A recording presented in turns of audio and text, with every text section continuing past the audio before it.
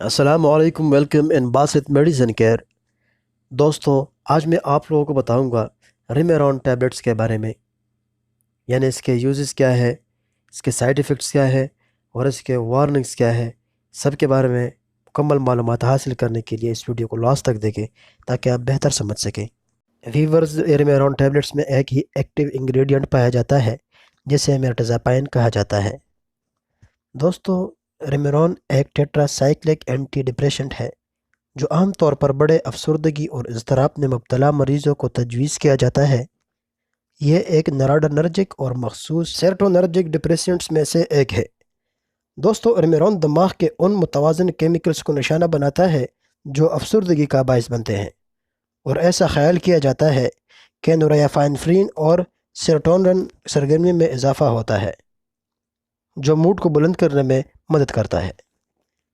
دوستوں، مختصر سی یوز میں نے آپ کو بتائی، تو اس کے استعمال کرنے کے بارے میں بات کریں تو ریمیرون لیتے وقت ہمیشہ اپنے ڈاکٹر کی ہدایت پر عمل کریں، یعنی جو ڈوز وہ آپ کو تجویز کرے اس ڈوز سے نہ زیادہ لے نہ کم۔ عام طور پر ریمیرون میں دن میں ایک بار سونے کے وقت سے پہلے لیا جاتا ہے۔ اس بات کا خیال کرنے کے لیے اپنے ڈاکٹر کی ہدایت پر عمل کریں۔ اگر آپ کو کوئی خوراک ضائع ہو جاتی ہے تو یاد کر دو گولی جیسے ہی آپ کو یاد آئے آپ کے اگلے ٹیبلٹ کا شیڈول تقریباً ختم ہو چکا ہوگا تو یاد شدہ ٹیبلٹ کو چھوڑ دیں۔ یاد رکھیں کہ آپ کو اپنی افسردگی میں بہتری کا تجربہ ہونے میں چند ہفتوں کا وقت لگ سکتا ہے۔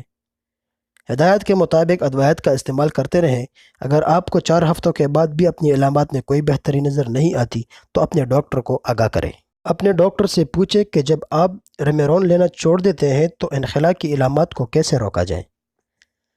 دوستو، وارننگز کی اگر بات کریں تو الکوہل پینے سے ریمیرون کے کچھ سائیڈ ایفیکٹس بڑھ سکتے ہیں۔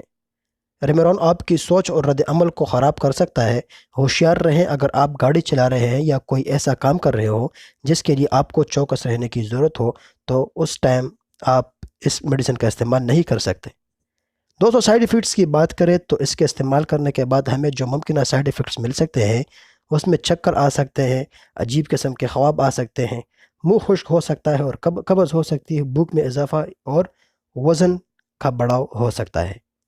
دوستو، اگر یہ ویڈیو آپ لوگوں کو پسند آئی ہو تو زیادہ سے زیادہ شیئر کریں اور لائک ضرور کر دیں۔